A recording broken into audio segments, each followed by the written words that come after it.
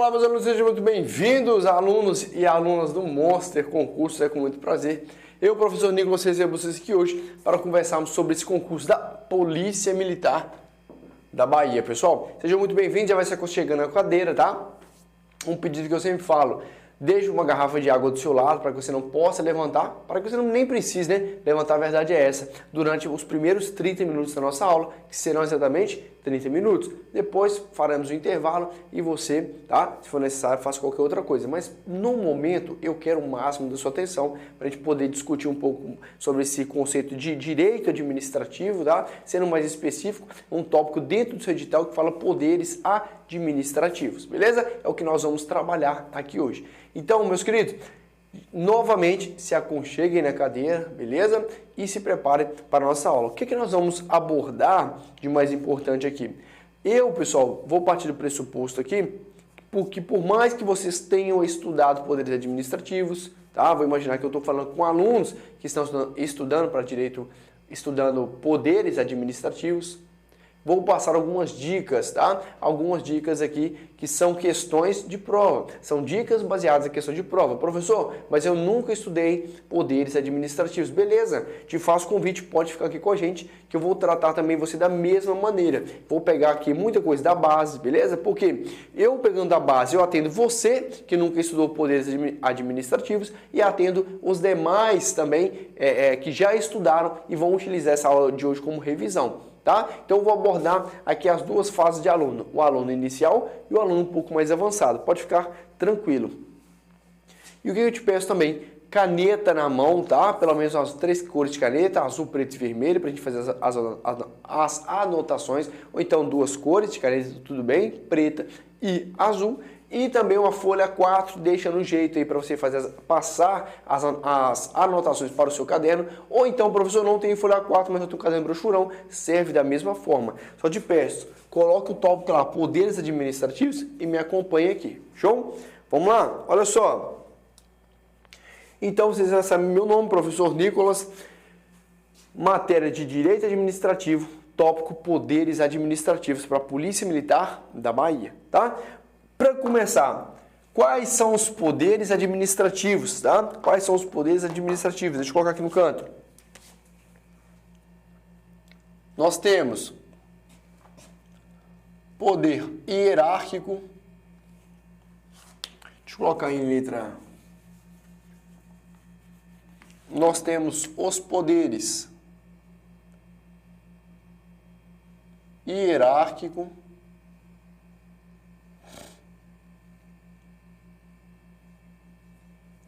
Tá? Temos os poderes de polícia, hierárquico, polícia. Temos os poderes disciplinar.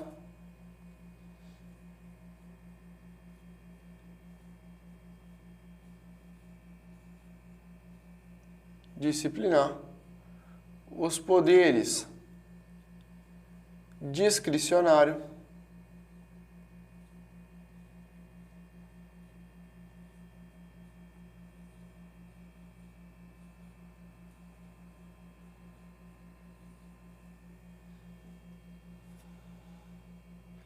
os poderes vinculado,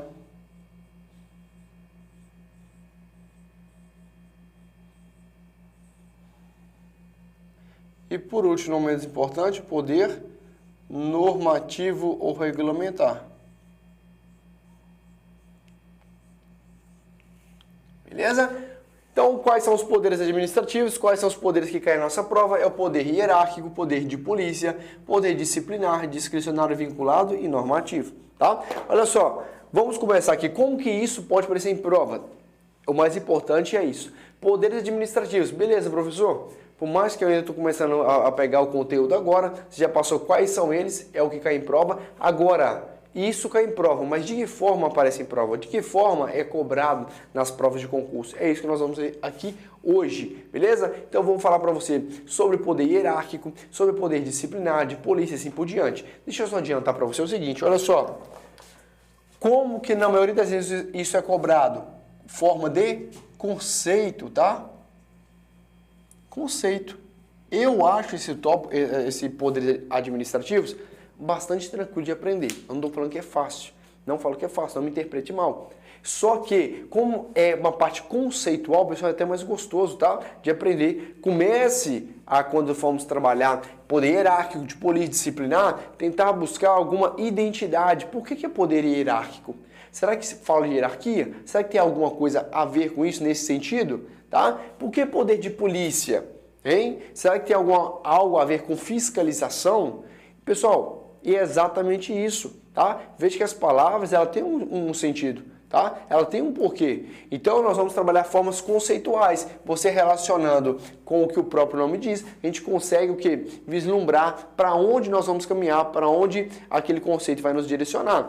E como que isso cai em prova? Beleza, a parte conceitual. Mas qual que é o peguinha da banca? O pega da banca é o seguinte, vai querer confundir, vai, por exemplo, te dar o poder hierárquico na prova, mas vai trazer um conceito, por exemplo, de poder de polícia. Tá? Ou então vai mostrar para você aqui o poder discricionário e vai trazer o conceito de poder vinculado. É assim que cai na sua prova. Eles trocando o quê? Conceitos. Tá? Querendo te confundir dessa forma. Belezinha? E quando aprofunda um pouco mais, beleza. Aí nós temos atributos, nós temos algumas características, mas isso pode ficar tranquilo que eu vou passar tudinho aqui para vocês. Tranquilo? Vamos começar aqui? Para onde que eu vou começar? Eu vou começar pelo poder discricionário e poder vinculado. Tá? Porque alguns outros treinadores não entendem isso como poder, mas sim no poder discricionário uma margem de atuação e o vinculado não, tá? Mas pode ficar tranquilo que isso esse aprofundamento também, se é considerado ou não poder administrativo, isso não cai para você. O que cai é o conceito e é isso que você quer, não é? Então vamos lá, poder discricionário. O que é um poder discricionário? O que é uma discricionariedade?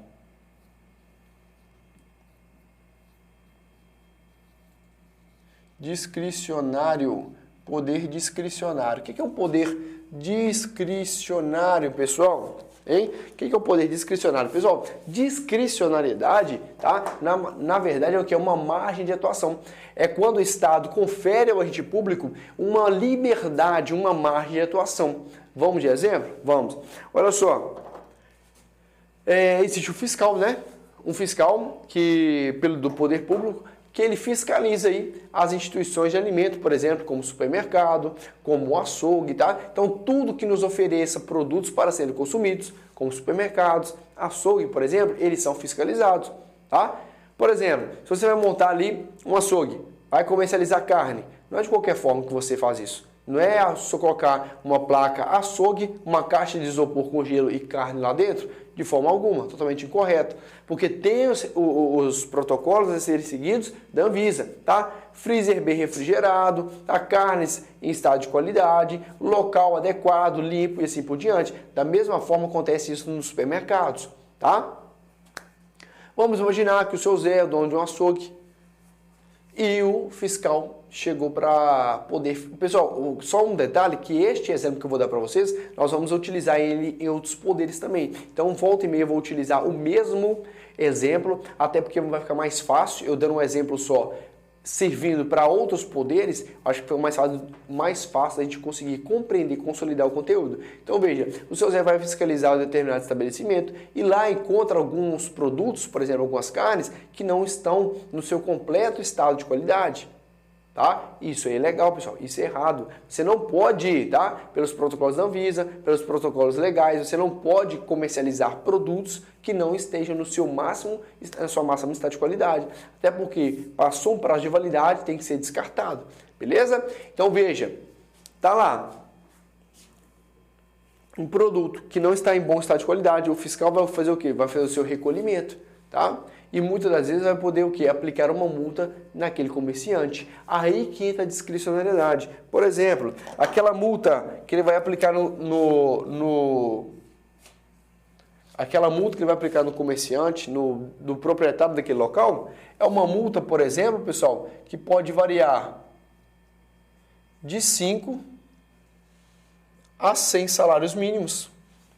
De 5 a 100 salários mínimos. Então veja, essa liberdade de atuação de 5 a 100 salários mínimos E aqui vai 5 salários, ou 6, ou 7, ou 10, tá? Ou 99, ou 100 salários mínimos. Então veja, essa liberdade, essa margem de atuação que o agente público tem para atuar, tem para trabalhar, e isso é chamado o quê? Discricionariedade. Esse é o poder discricionário.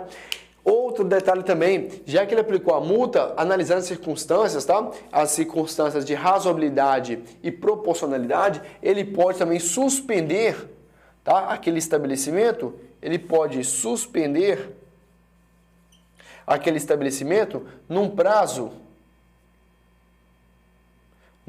aí de 30 a 120 dias. Como assim, professor? O agente público tem essa discricionariedade, tem essa margem de atuação. O Estado confere ele essa liberdade de suspender o local de 30 a 120 dias, beleza? Então isso é discricionariedade, isso é liberdade. O agente público ele pode analisar. E aí, será que eu aplico 30 dias de multa? Será que eu aplico 30 dias de suspensão ou aplico 120 dias? Será que eu aplico uma multa de 5 salários mínimos ou uma multa de 100 salários mínimos? Veja, cabe a ele decidir. Veja que não é uma coisa já determinada. Veja que já não é uma coisa vinculada, pré-determinada. Não, ele há ao agente público essa liberdade de atuação. O nome disso é discricionariedade. É o poder discricionário. Tranquilo?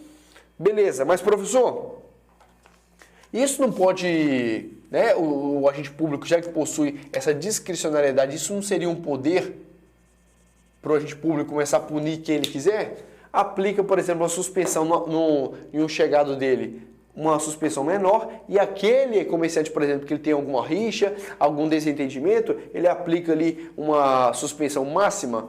Olha só, para evitar exatamente esse tipo de conduta desviada, até porque a discricionariedade não foi dada ao agente público para ele atuar da forma que ele bem entender, ou até mesmo para beneficiar algumas pessoas em detrimento de outras, para não acontecer isso, o que o poder público fará? Ok, você vai se utilizar da discricionariedade, tá? O que é a discricionariedade então? É uma margem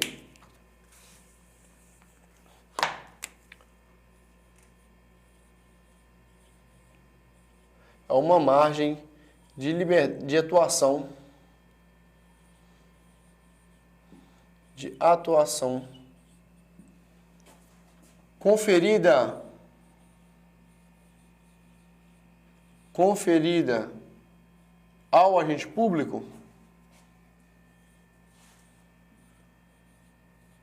conferida ao agente público pelo Estado.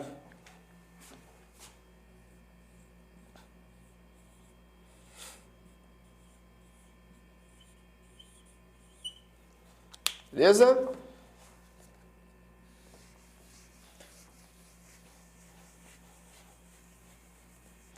Então veja, margem de atuação conferida ao agente público pelo Estado. Isso é discricionariedade. Mas para não acontecer nenhum abuso, nenhum desvio de finalidade, a discricionariedade ela sempre vai ser pautada na razoabilidade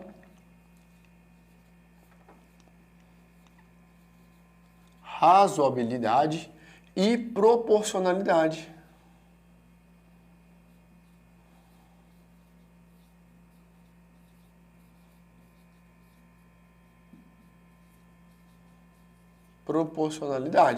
Beleza? O que seria isso, pessoal? Por mais que ele tenha essa liberdade de atuação de aplicar 5 a 100 salários mínimos, de 30 a 120 dias de suspensão, o que vai determinar sua conduta, o que vai determinar se ele vai aplicar o máximo ou o mínimo, é o quê? É a situação em concreto, é o fato em concreto. É o seguinte, voltando no exemplo lá do seu Zé, né, que ele comercializava, tinha um açougue, vamos imaginar que ele encontrou, pessoal, vamos colocar uma peça, tá? Uma peça pequena lá que não estava em boas condições. Mesmo assim, não estava nas piores das condições, mas não estava nas condições adequadas. Uma peça dentre várias outras. O estabelecimento estava ok, tá? O freezer estava ok, todo o compartimento ok. As outras carnes também que estavam ali para ser comercializadas, todas em perfeitas condições. Neste caso, tá? Será que é razoável? Será que é proporcional? Por causa de uma peça, mesmo assim uma peça não estava tão ruim, ele aplicar o máximo de suspensão, o máximo de multa? É aí que entra, veja bem, tá certo? O próprio agente público será questionado quanto a isso. Ok, o poder público te dá essa discricionariedade, mas você não usa para o bel prazer, você não usa para beneficiar pessoas em detrimento de outras, você usa analisando sempre o quê? A razoabilidade e a proporcionalidade. Tranquilo? Nesse caso, então, ele deveria o quê? Aplicar o mínimo. Diferente se ele chega e a grande maioria das peças estão em péssimo estado de qualidade, freezer também não refrigera da forma adequada, outras peças que já estavam para ser repostas também estão em condições inadequadas e assim por diante.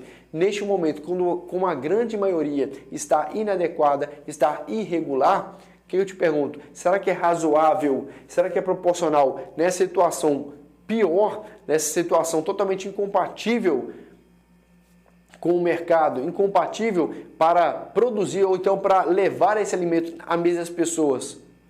Será que é razoável, proporcional, aplicar o mínimo a esse tipo de produto, a esse tipo de comércio? É claro que não. Tá? Então, situações extremas exigem medidas extremas. Então, neste caso, seria uma multa máxima e uma suspensão máxima, tá, pessoal? Então, veja, a discricionariedade ela não vai ser usada como forma de coibir alguém, como forma de benefício de alguém, não. Até porque essa discricionariedade ela tem que ser pautada também na razoabilidade e proporcionalidade, beleza? E veja, pessoal, além de ser razoável e proporcional, a discricionariedade ela também é muito baseada em quê? Ela é muito baseada na oportunidade, se aquilo é oportuno e se aquilo é conveniente.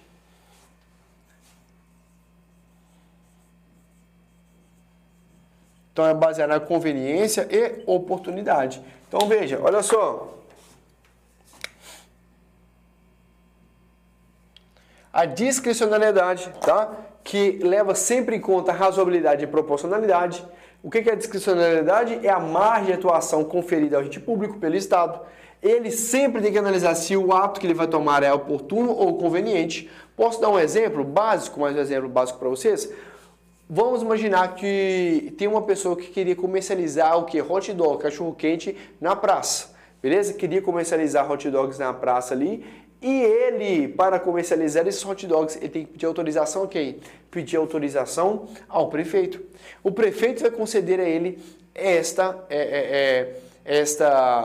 licença, né, para trabalhar, essa licença para comercializar o hot dogs na praça, mas sempre analisando o quê? A oportunidade e conveniência. É oportuno para a administração para que aquela pessoa possa trabalhar na praça vendendo hot dog? É conveniente para o público em geral? Será? Então veja, é discricionário a quem? Ao prefeito. O prefeito pode decidir para sim ou para não, é discricionário, tá? Tem essa margem de liberdade. Beleza. Mas essa margem de liberdade, novamente, é pautada na oportunidade ou na conveniência? Será que ter uma barraca de cachorro-quente aqui na Praça dos Três Poderes é oportuno? É conveniente? É sempre analisado dessa forma. Então veja, pessoal, que por mais que pareça, tá, que a margem de liberdade é algo que possa prejudicar, mas não, é uma margem de liberdade o que? Limitada, tem um mínimo e tem um máximo, e mesmo assim, para você não beneficiar alguém com o mínimo ou com o máximo, beneficiar o mínimo a quem você gosta e o máximo a quem você não gosta, a quem é um desafeto seu, a discricionariedade é acompanhada da razoabilidade e proporcionalidade, porque por isso depende do caso, e também se algo é oportuno e conveniente tomar aquelas medidas. Beleza? Poder discricionário, ok, né? Agora vamos aqui então passar. Se quiser, copia rapidinho, tira um print da tela. Aqui embaixo estava conveniência e oportunidade. Mas tira um print da tela rapidão que eu vou apagar. Vamos falar agora sobre o poder vinculado. Deixa eu colocar aqui embaixo, acho que vai dar.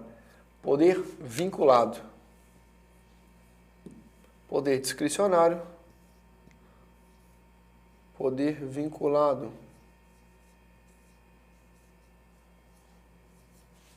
Poder vinculado. Bora lá? O que nós temos aqui no poder vinculado? Olha que interessante. Se o poder discricionário é conhecido por ter uma margem de atuação, uma margem de escolha, tá? Onde está a atuação, você pode colocar escolha. Margem de atuação, uma margem de escolha conferida a agente público pelo Estado. No poder vinculado é o contrário, tá? Isso também fica até mais fácil de identificar.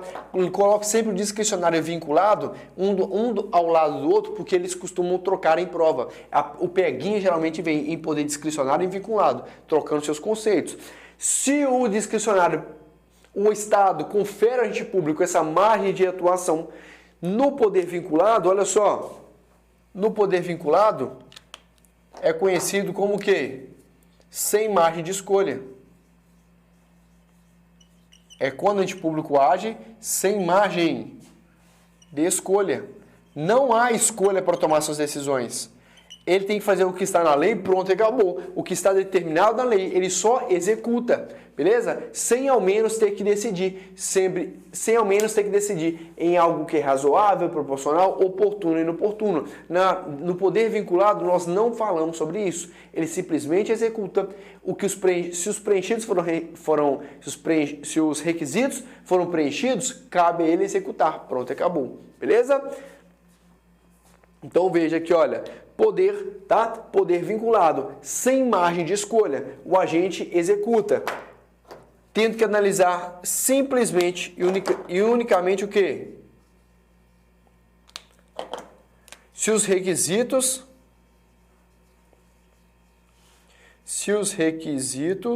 foram o quê, pessoal?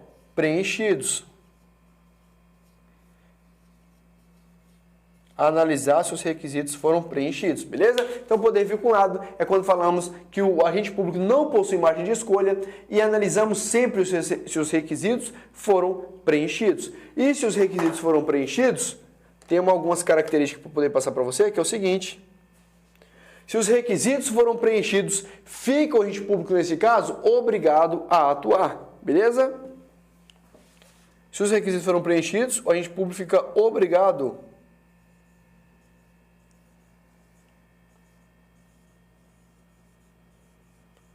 a atuar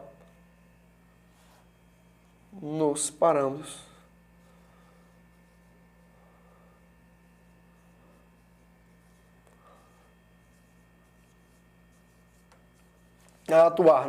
legais, beleza? Então veja, poder vinculado não possui margem de escolha. O que significa isso? Que quando os requisitos são preenchidos, cabe ao ente público de forma obrigatória a atuar nos parâmetros legais. Professor, dá exemplo? Dou exemplo. Da mesma forma que eu fiz aqui com o poder de polícia, vou dar exemplo aqui para vocês. Aqui nós temos como exemplo que é carteira de habilitação. Tá? Carteira, tem lugar que fala carta, né? Aqui em Minas Gerais é carteira de habilitação.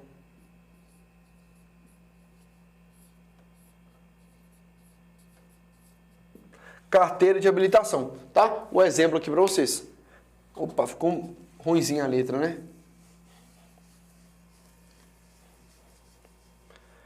Por que o exemplo aqui no poder vinculado é a carteira de habilitação?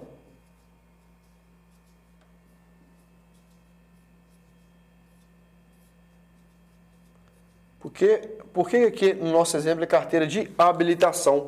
Tá? É o nosso exemplo de poder vinculado. Por quê, pessoal? A carteira de habilitação é o seguinte: a partir do momento que você faz a legislação e é aprovado, né? Tem todos os requisitos. Tem todos os requisitos. Você fez até esqueci o nome, tem tanto tempo que eu fiz tirei carteira, tô ficando velho já. Pessoal, como que era mesmo? Você faz lá a legislação, fez a legislação, depois faz a prova, passou na prova, vai para a parte prática.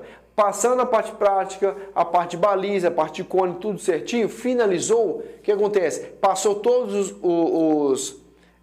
as etapas, preencheu todos os requisitos, que é o quê? Ser aprovado na prova teórica, prova psicológica e prova prática, fica o agente público obrigado a atuar nos parâmetros da lei, fica obrigado a te entregar a carteira. Ou será que ele pode olhar para você e falar assim, rapaz, por mais que você passou no psicotécnico, por mais que você passou na legislação, tá? E por mais que você passou aqui na prova prática aqui de condução de veículo, eu não quero te dar a carteira. Será que é assim que funciona? É claro que não. Tá? Ele é obrigado, gostando ou não.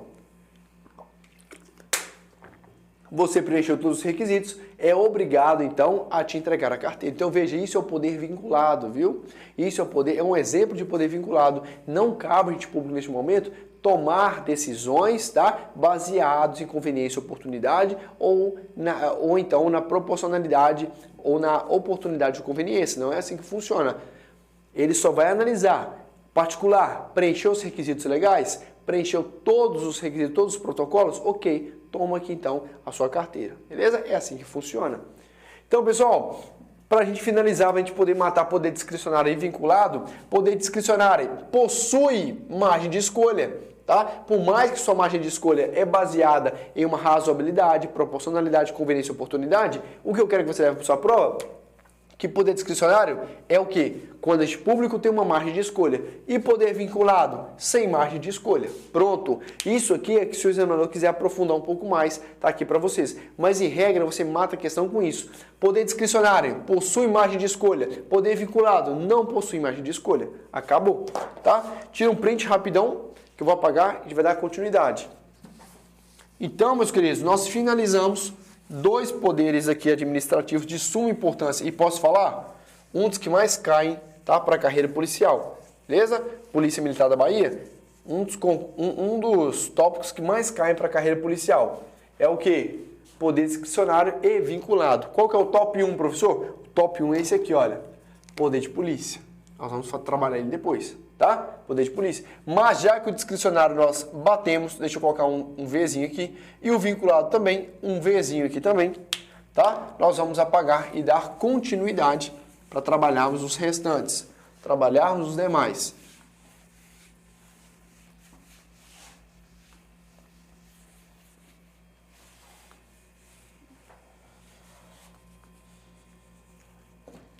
Beleza? Agora nós vamos trabalhar qual o quê? Vamos conversar um pouquinho, tá? Um pouquinho sobre o quê? Sobre o poder hierárquico, tá? Vamos falar um pouco sobre o poder hierárquico, tá? Aqui, olha só. Deixa eu jogar ele para cá. Poder hierárquico.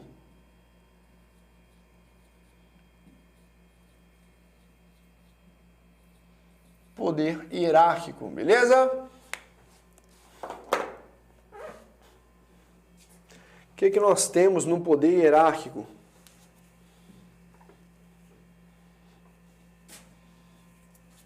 O que nós entendemos? Qual é o conceito de poder hierárquico, pessoal? Olha só, o que eu acho interessante começar a passar para vocês o seguinte, que poder hierárquico não se confunde com tutela administrativa, tá? Tutela administrativa. Por que isso? Pode cair na sua prova. No poder hierárquico, pessoal, nós vamos falar aqui de subordinação. De subordinação. Vamos falar aqui de hierarquia. Na tutela administrativa, não há hierarquia.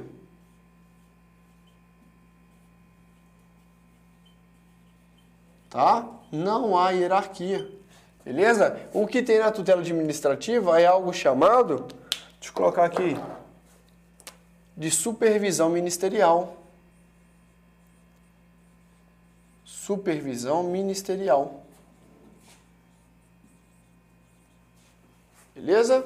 Supervisão ministerial. O que significa supervisão ministerial? Que é o quê? É o simples fato do poder público fiscalizar, tá? Saber se outro ente público está agindo da maneira correta, mas isso não pressupõe hierarquia, beleza? Isso não pressupõe que um possui autoridade sobre o outro, de forma alguma. É só analisando que é a finalidade. É tanto que supervisão ministerial não possui hierarquia, mas sim analisando a finalidade, que outro nome que se dá à supervisão ministerial é o quê? Controle. O que o poder público faz? Controle finalístico. Controle finalístico. Beleza? Então veja, tutela administrativa, não hierarquia, conhecido também como supervisão ministerial ou controle finalístico. Beleza? Então olha só, falou de hierarquia, falou de subordinação, eles vão falar para vocês que isso está relacionado a algo chamado tutela administrativa. É errado. Falou em hierarquia, falou em subordinação, estamos falando de poder hierárquico. Beleza? Por quê? Porque aqui nós temos uma estrutura,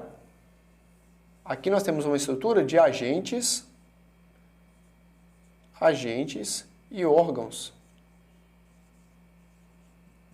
Beleza? Aqui nós temos a estrutura de agentes e órgãos. E aqui, do outro lado, aqui já nós temos aqui nós temos relação de poder de pessoas jurídicas, tá? Ou pessoas jurídicas de direito público ou pessoas jurídicas de direito privado. Tranquilo?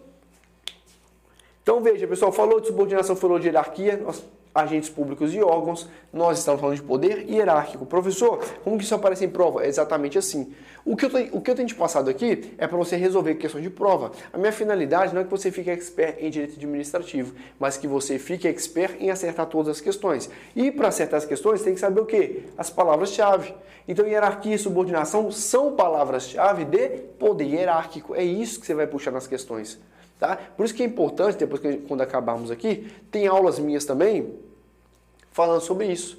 Falando sobre questões de poder hierárquico, questões de poder de polícia e assim por diante. Porque você vendo como isso cai em prova ou resolvendo questões aí mesmo no seu site de questões, você consegue ter uma ideia um pouco mais clara do que eu estou te passando aqui. Beleza? Professor, eu não fiz questões ainda, não tem problema. Faça todas as anotações que eu passar e depois vai para o site de questões e teste, vê como isso aparece em prova, porque a aula de hoje fica ainda mais clara, sabendo, tá? Você tendo consciência de como o seu examinador gosta de cobrar. Beleza? Mas vamos fazer uma pausinha rápida, tá? Você já está um pouco cansado.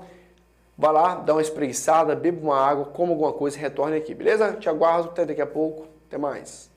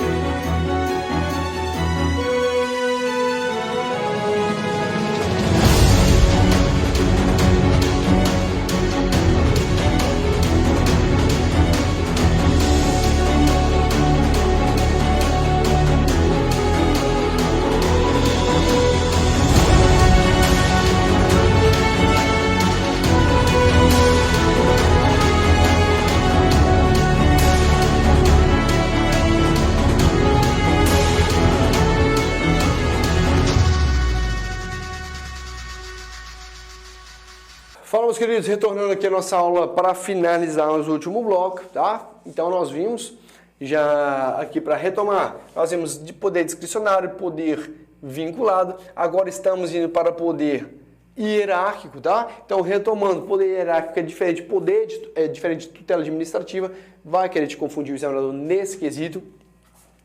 Tutela administrativa não há hierarquia, conhecido também como supervisão ministerial ou controle finalístico. Já o poder hierárquico, você tem que identificar o quê? Subordinação e hierarquia. Falou subordinação e hierarquia entre agentes e órgãos aqui, tá? Nós estamos falando de poder hierárquico. Mas algo interessante que eu acho que vou colocar para vocês aqui também são algumas características. Quais, tá? Quais aqui, pessoal, palavrinhas que nós podemos encontrar em uma questão para assinalar, tá? Para denunciar ou até mesmo demonstrar que estamos tratando de poder hierárquico. É o quê? Quando fala em dar ordens, quando fala em fiscalizar, quando fala em delegar e avocar competências, nós estamos falando de poder hierárquico, tranquilo? Beleza? Então veja, em questões, pode colocar isso aqui é extremamente importante, tá? Pode deixar isso separado aqui, ó. Falou em dar ordens, falou fiscalizar, delegar e avocar competências, nós estamos falando de poder hierárquico. Pode ficar tranquilo, tá? Outro detalhe importante. Falei com vocês aqui em delegar. O que é delegar? É transferir uma função, é repassar uma atribuição, beleza? Só que cai muito em prova também, perguntando o seguinte, o que não pode ser delegado, tá? O que não pode ser delegado é o que eu vou colocar para vocês aqui, olha. O que... Não, aqui vai ficar ruim, deixa eu passar para o outro lado. O que não pode ser delegado, tá?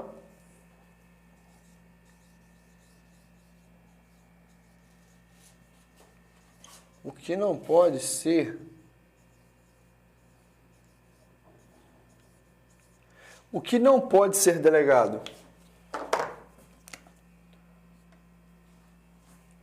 Nós temos aqui que a primeira alternativa que não pode ser delegado é o que, pessoal? Eu quero que vocês lembrem de não poder ser delegado.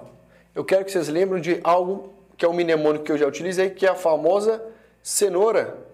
Não pode ser delegado cenoura. Cenoura você não passa para ninguém. Cenoura você não delega. Professor, o que é isso? Cenoura. O CE aqui, pessoal, que não pode ser delegado, é o quê? É a competência exclusiva. É um mnemônico. Competência exclusiva você não pode delegar. Agora, o nó do cenoura é o quê? É um ato normativo.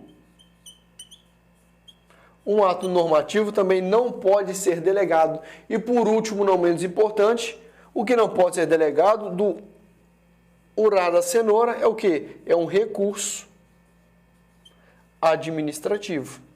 Tá? Então veja, o que não pode ser delegado, lembrou que não pode ser delegado, é cenoura. Cenoura não pode ser delegado. Então nós estamos falando que não pode ser delegado uma competência exclusiva, não pode ser delegado um ato normativo e também não pode ser delegado um recurso administrativo. Beleza? Grave isso, deixe separado na sua prova. Deixe separado, melhor dizendo, no seu caderno, porque isso vai aparecer para vocês. Porque quando falar sobre delegação, ok, isso nós estamos falando de poder hierárquico, mas também cai em prova perguntando o que não cabe delegação ou o que não pode ser delegado, tá? Então, competência exclusiva, ato normativo e recurso administrativo não podem ser delegados. Lembrou, não pode delegar o quê? Cenoura. Tranquilo? Deixa eu apagar então, para darmos continuidade. Vamos lá. Pessoal, então poder hierárquico, tá? Nós finalizamos o conceito aqui de poder hierárquico, o que era importante que vocês, o que era importante para vocês saberem sobre poder hierárquico foi dito, tá? É o que eu falei. Eu não quero aqui esgotar a matéria, eu não quero aqui fazer com que você fique expert em direito administrativo, até porque não precisa disso para passar em concurso público. O que eu quero é que você acerte todas as questões que aparecer porventura na sua prova de poderes administrativos. Essa é a minha finalidade. E para te auxiliar a acertar questões, eu tenho que te direcionar da melhor maneira possível, através até mesmo de dicas, né? É o que nós estamos fazendo aqui. Então, poder hierárquico. Vimos o conceito, vimos as dicas, então também matamos aqui. em poder hierárquico. Beleza? Agora vamos para o poder de polícia, tá? Poder de polícia. Qual é o conceito de poder de polícia? Vimos poder hierárquico. Agora vamos entrar no poder de polícia, que também, pessoal, eles costumam cobrar a diferença entre poder de polícia e poder disciplinar. Então vamos lá.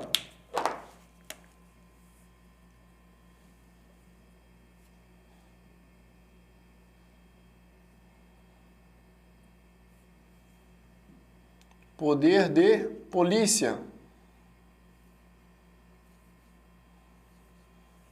Tá? Poder de polícia.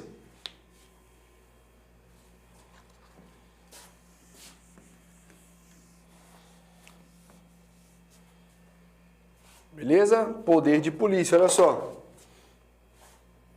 O que configura então aqui esse poder de polícia?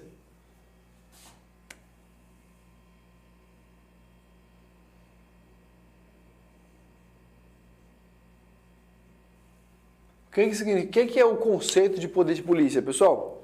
Poder de polícia é o seguinte, eu quero que você coloque na sua prova, tá? Quero que você coloque na sua prova aí, que o poder de polícia é quando o poder público, tá? Ele começa a restringir bens, direitos e atividades dos particulares, tá? Poder de polícia. É quando o poder público, é a prerrogativa que o poder público tem, né?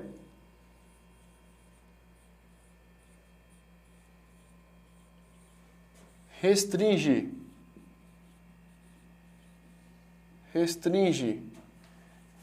bens, direitos e atividades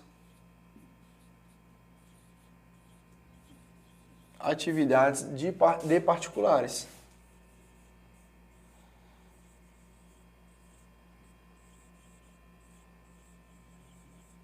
Tá? Então, quando o poder público restringe bens, direitos e atividades de particulares, nós estamos falando de poder de polícia. Mas essa restrição não ocorre de maneira, pessoal, ela não ocorre de maneira arbitrária, não. Essa restrição só vai acontecer caso o particular infrinja algum dever, tá? Infrinja alguma norma. Então, essa restrição, ela sempre vai estar ligada o quê? Com os fins públicos, para proteger a coletividade. Beleza? Este é o poder de polícia. O poder de polícia também está ligado a algo seguinte. Poder de polícia, que geralmente vai cair na sua prova, eles vão falar a pegadinha o seguinte, que o poder de polícia é para punir agentes públicos. Incorreto. Tá? Cuidado. O poder de polícia, como regra, ele pune o quê? É o Estado punindo, a palavra-chave é essa, punindo particulares. Tá? Então, o poder de polícia é o Estado punindo o quê? Particulares. Então, quando o Estado punir particulares, quando a questão estiver dizendo que o agente público aplicou uma multa em alguém, poder de polícia. Quando um fiscal restringiu o estabelecimento, lacrou o estabelecimento por uma irregularidade, poder de polícia. Tá? Geralmente é esses exemplos, fiscal, a própria polícia reprimindo uma ação de algum particular, beleza? Um fiscal lacrando algum estabelecimento por questões de desrespeito a alguma norma sanitária, tudo isso é poder de polícia, beleza? Então, quando o Estado atua punindo particulares, estamos falando do poder de polícia. Beleza? Agora, o outro detalhe vem. Já que esse é o poder de polícia, que é o poder público restringindo bens e atividades de particulares, é quando o Estado pune particular, do outro lado nós temos o poder, o quê? Disciplinar. O que é o poder disciplinar? O poder disciplinar é bem semelhante ao poder de polícia. Só que é uma prerrogativa do Estado para punir quem? Punir agentes públicos. Aí que está. A sua prova vai me dizendo que poder disciplinar é para punir particulares. E trocando que poder de polícia é para punir agentes públicos. Errado, viu? Então cuidado que eles fazem essa troca de forma constante. Olha só, outro detalhe. No poder disciplinar nós temos a regra e nós temos a exceção. Qual que é a regra? A regra é isso: punir agentes públicos. Punir agentes públicos. Exceção do poder disciplinar é para punir particulares. Professor, mas particulares não é poder de polícia? Calma. Para punir particulares que possuem vínculo com a administração pública. Tá? Então, a regra do poder disciplinar, punir agentes públicos. Exceção, punir particulares com vínculo com a administração pública. O que é isso? Transporte, por exemplo, de ônibus, né? Eles, na verdade, ele promove um serviço que deveria ser prestado pelo Estado, tá? Mas, como o Estado não tem condições, ele transfere para particulares. O que é isso? É uma relação, é um vínculo de particular com a administração pública. Então, neste caso, eles respondem disciplinarmente. Então, se fala para vocês que o poder disciplinar pune somente agente público, é errado. Ele pune também particular com vínculo com a administração pública. Ou então fala que o poder de polícia pune tanto o particular quanto aquele particular que possui vínculo com a administração pública. Questão errada, viu? Então, muita atenção a isso. Essas aqui são as regras principais que nós devemos saber. Beleza? Tranquilo? Agora, vou passar para vocês aqui, falando sobre poder o quê? Regulamentar, para a gente poder finalizar a nossa aula aqui de hoje. Poder o quê? Regulamentar.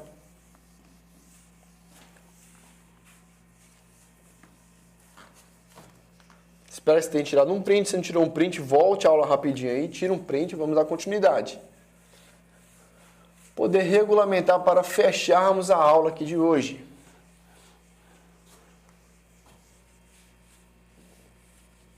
Poder, então, de polícia, ok. E poder, cadê? Poder disciplinar também, ok. Beleza? Agora vamos para o poder normativo.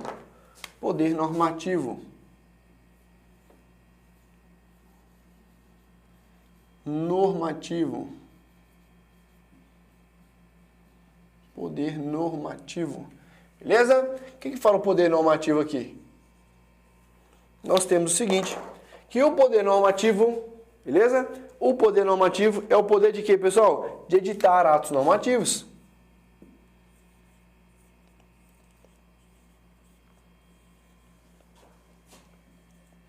Editar atos normativos. Editar atos normativos. Além de editar atos normativos, esse poder normativo, ele tem o quê? Um poder, tá? Um poder de complementar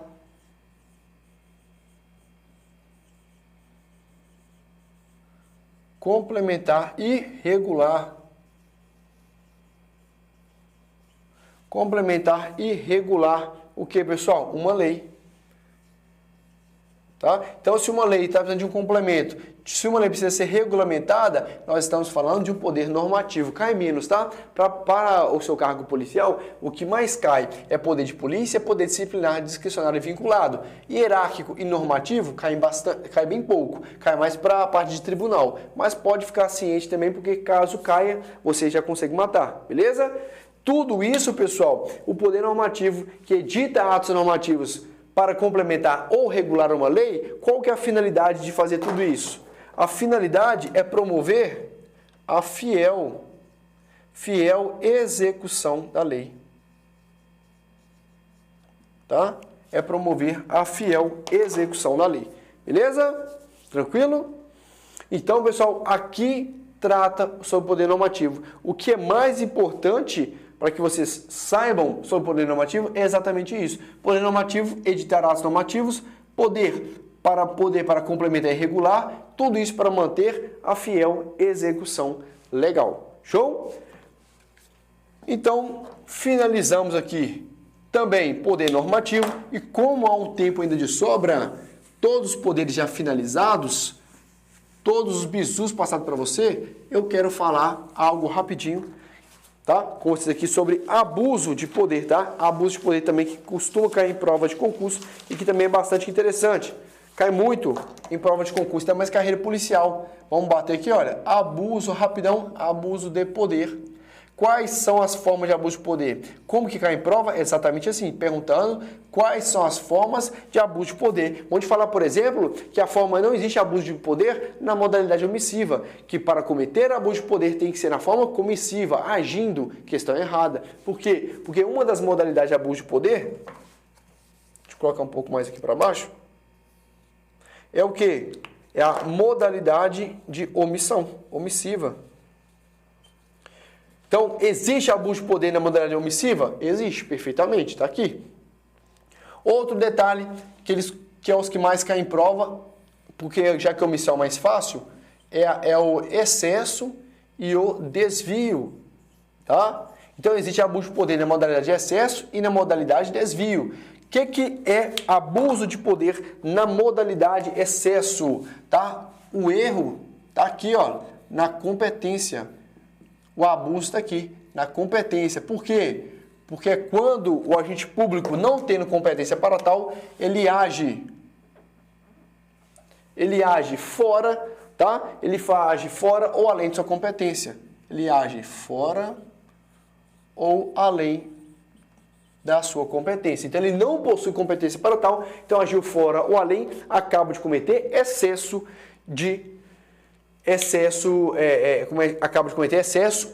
uma de quê? Das espécies de abuso de poder. Já o desvio é diferente. O desvio, o agente público, ele está dentro da sua competência, então não tem problema com competência, dentro da competência. Mas atua com finalidade, o problema é na finalidade diversa da lei. Professor, dá exemplo? Dou exemplo. Olha só, existe o Instituto da Remoção. Por que a remoção é utilizada? É quando o superior hierárquico analisa as circunstâncias ali da sua repartição e vê que aquela repartição possui muitos servidores públicos e outra repartição possui poucos. Então, para poder movimentar a máquina pública de maneira uniforme, ele retira um pouco de pessoas daqui e passa para lá. Mas tudo isso finalizando o quê, pessoal? Visando o quê? O bem público. Agora o agente público criou uma birra com determinada pessoa. O que ele vai fazer? Pegar aquele camarada e remover por simples atrito pessoal. Se ele utiliza o poder que ele tem sua competência, mas para buscar finalidade diversa, qual que é a finalidade dele? É o interesse próprio, ele acaba de cometer abuso de poder na modalidade de desvio. Agora, se alguém apura determinada infração e não possui competência para tal, ou até possui competência, mas está atuando fora dela, esse abuso de poder é na modalidade excesso. Beleza? Então, essas são as formas, essas são as espécies de abuso de poder. Omissão, desvio e excesso, e essas são as suas características. Pessoal, muito obrigado mesmo pela sua participação. Espero que vocês tenham gostado. Se gostou também, deixe o seu like, tá? É de grande ajuda. E o seguinte, veja e reveja essa aula quando vezes for preciso e faça bastante questões até chegar à sua perfeição. Muito obrigado pela sua presença. Nos vemos numa próxima e até mais.